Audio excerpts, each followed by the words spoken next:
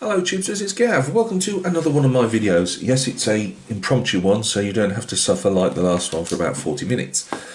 That's why I haven't even done a face to camera. And the thing with flats, obviously this is a flat, as you can see. If you didn't see any of the other videos, shame on you if you didn't. So it's a white metal, engraved. Some of the detail is harder to find than others, more like because I've never done any of these type of flats. Well, I've never done any flats. So the detail is engraved in. It's still all there, and it gives you a basis to follow to paint the figure, if that makes sense. I'm trying to find something quickly. I do this every time. Never have anything to point with. Right, here we go. Cocktail stick. There are some photographs at the end. As I say, obviously it's only partially done. I've done my usual textures on the Chabriquet. Yes, Chabriquet, JC, I know.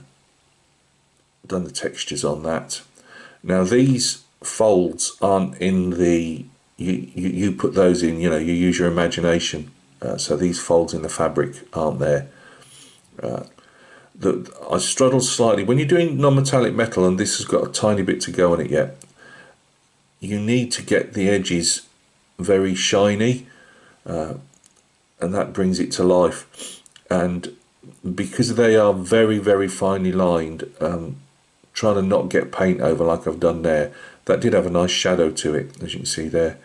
So I'm going to have to go around the shadow areas again. What you're trying to do is show that it's not flat, really, give it some 3D. So I've tried to put a shadow area in here. The only problem I can see is it looks a lot like the just the folds in the neck muscles that I've done. So I'm going to have to try and make that look a bit better. But I'm trying to show a bit of shadow there, as if the rein wasn't tight to him. It's quite tight there. I'm quite happy for that to be tight. So I've not put a shadow area there, but I wanted to show one being where the sun's hitting it. Portmanteau at the back, that's just a work in progress. It will be blue like this. This is the 11th Hussars. It took me ages to decide what I was going to do, as in what regiment, or even, I mean, I couldn't see why this guy couldn't be maybe horse artillery,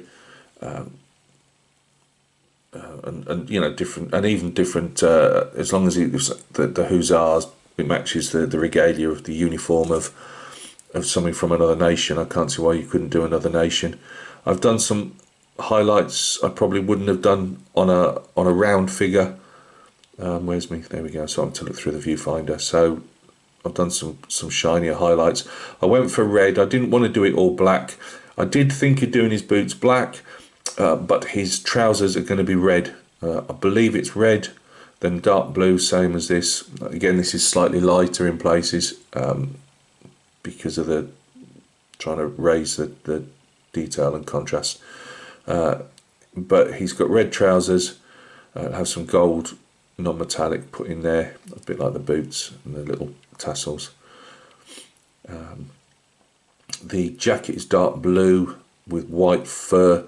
Now I'm just going actually off one of the Perry Hussar boxes I've got that I've been painting at the moment, and that says the mostly white backing. Lining was the word I was after. I might still put it in red, so I've got like a red it's triangle, if for want of a better word.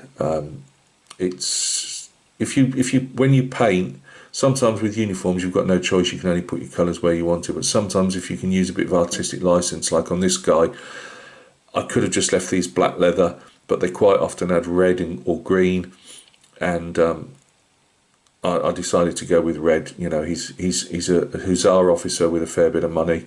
This is going to be leopard skin, by the way,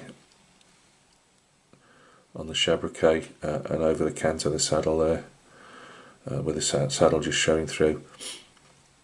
I might put that as a red saddle as well, just the tip there, that'll be showing through the leopard skin. I'm debating whether to, I've painted this white, but I'm debating whether to paint it red as a plume. I'm not sure yet. We'll probably change that right at the end if I'm going to change it. So that's that side. Oh, and this is obviously just for wear and tear on his boots on the Chabriquet. It's leather, so I've got to do that yet. So I've got to do some clean up work, and still I've got to go around the edge, which is why I've not cleaned it up yet, and try and do a brighter colour, in some of the areas, and put a couple of white reflective dots on.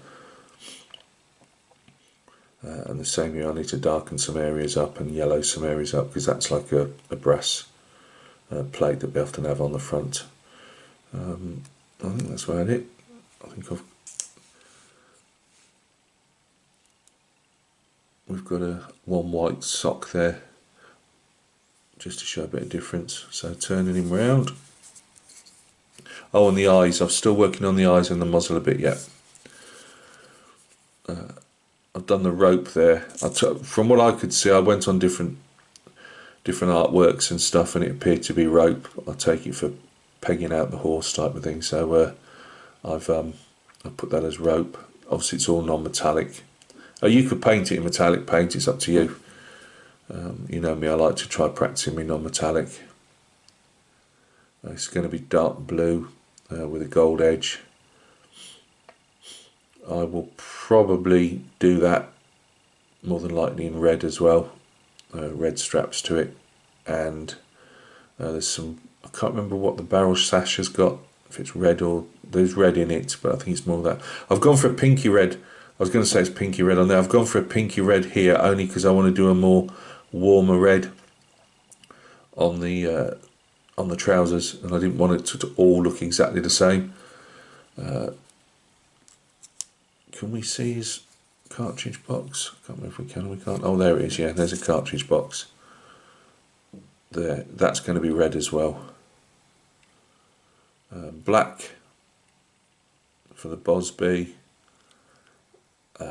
Some of them were like a brownie colour, but it's black. We'll have some non-metallic gold chevrons, black plume, little gold holder there when it's done.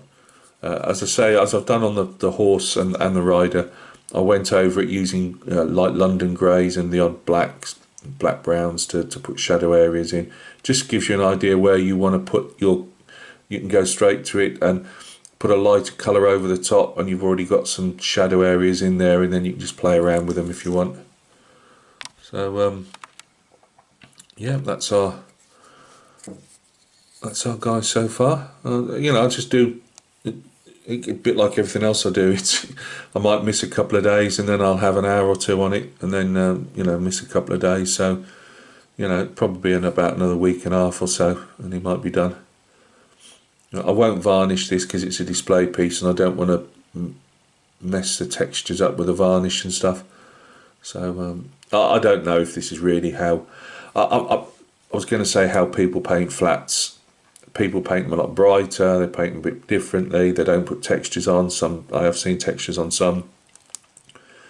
I'm just doing it. It's your figure. Do it your way. You know what I mean? So it's just fun for me. I just enjoy it.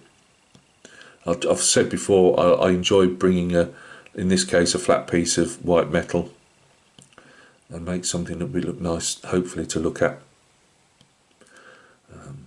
I'll go do a bit more brown on this. What I'm deciding with this is just a work, it's just held on by wood glue.